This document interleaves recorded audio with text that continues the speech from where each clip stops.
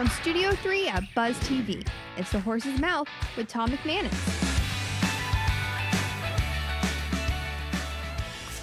All right, welcome into Season 8 of The Horse's Mouth here on Buzz TV, at Tommy Max, at my bar, and brought to you by our good friends at Carpet Man Flooring. Make sure you check them out in Orange Park and right there on St. John's Bluff Road as well. We're talking business this time, we're talking investing, and we're talking to community with three distinguished gentlemen. Let's welcome into the panel. We'll go with Dieunor Michel. How are you, my friend? I'm doing great. Breaking barriers of black investors. Tell me about that. So, and welcome to the show. Sure, thank you for having me. Yeah, so man. breaking barriers of black investors came actually from an inspiration of mine.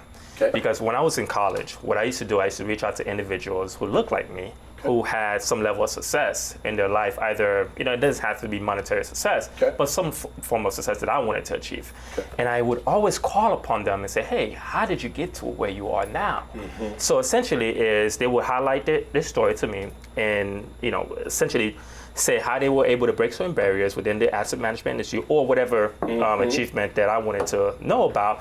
And then that would give me some level of perspective in terms of, okay, what do I need to do to get to that level? So essentially what I'm doing is that I am interviewing those individuals, like successful, accomplished black investors, for them to highlight their story with my audience in order for them to empower black people who have a passion for finance. All right. As far as the investments so far, are they widespread as far as in the market, or maybe real estate or whatever, business?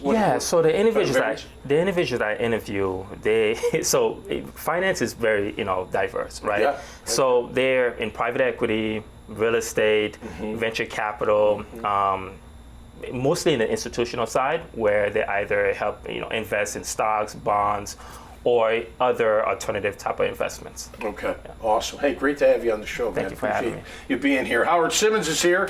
I've been wanting to talk to you since I saw your T-shirt in the background. Vibrating alarm man. How you doing? Yeah, I'm good. Welcome to the bar and to the show, man. Thanks Tell us for what you're having doing. Basically, vibrating alarm bed is I reinvented the alarm clock. Okay. So basically what I did was, instead of setting an alarm on your phone or alarm clock, I built a vibrating mattress.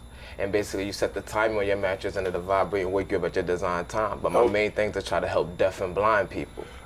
So what I did was I put a sensor in my mattress now. So now if you download the app and you connect your bed to your car, if somebody's about to break into your car, you're in the house sleep, it will vibrate the bed to let you know. Basically somebody's messing with your car. If you download the same app and you connect your bed to any fire alarm in a house, hotel, or apartment, if it's a fire anywhere in the vicinity, it will vibrate to let everybody get the safety. So what I did was I went to the USPTO, patented it, and is now patent pending.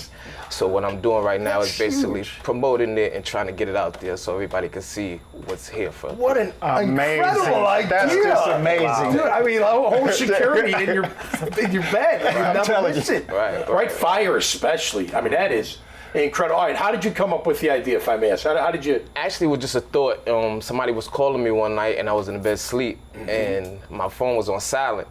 And through the vibration, it woke me up. And just from there, it just went from a thought. I'm like, hold up, this might be a good idea. Right. And then eventually, I'm like, hold on, this is great for deaf people. Yeah. And I went to FSDB, Florida State of Deaf and Blind. They told me some kids actually died out there one time from a fire. And it was like, if I had something like that, that would have been useful for them. So that's what made me pursue it and say, you know what, I'm not going to give up on this idea. That is great. Great idea, man. That's really, really. Are you going to have different kind of vibrate? Like, basically, that's what will let a person know the intensity of the vibration. Yeah. And basically, you know what I'm saying, just let you know exactly if it's a high vibration, if it's a low vibration, they'll let you know what the emergency is, basically. That's great, man. Good for you, man. I'm glad you're on the show and we can help you promote it. What a great idea. Khalil Osiris is here with TRC. How are you, Khalil? Great, bro. Welcome to the show. Cheers. And cheers to all you guys, man.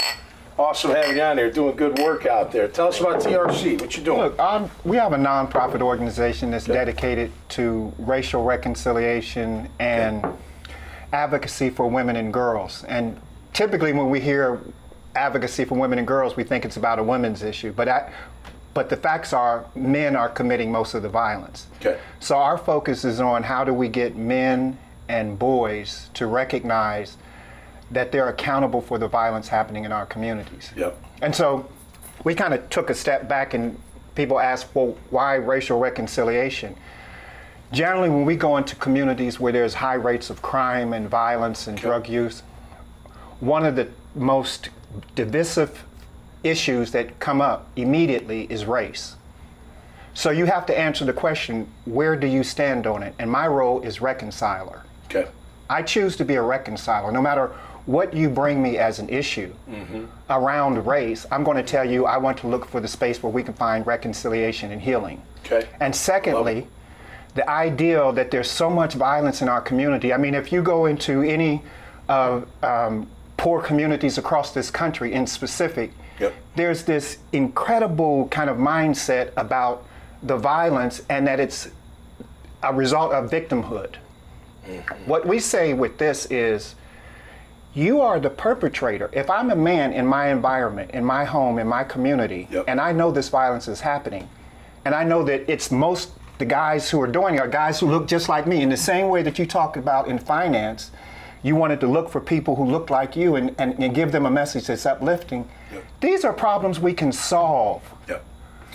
So, like, just take the gangs and the violence. Yes. Like, why is it like, if I shoot someone, I'm hard, I'm tough, I'm like, you know what I mean? It's like, exactly back in the that. day, it was exactly this that. and nothing else. I mean, but Tom, here's right, my thing. like, I served 20. Look, I served 20 years in prison. Okay. I'm the first to tell you that my reason for being in prison had nothing to do with a broken criminal justice system. It had to do with my reckless choices. Okay. And not only that. Thanks for sharing. And not only that, I was a teenager. I was a kid when I went. Wow. But I had great parents. Not only did I knew right from wrong. And even going farther, every guy that I talked with when I was in prison who told the truth, when I asked him, are you guilty for what you did?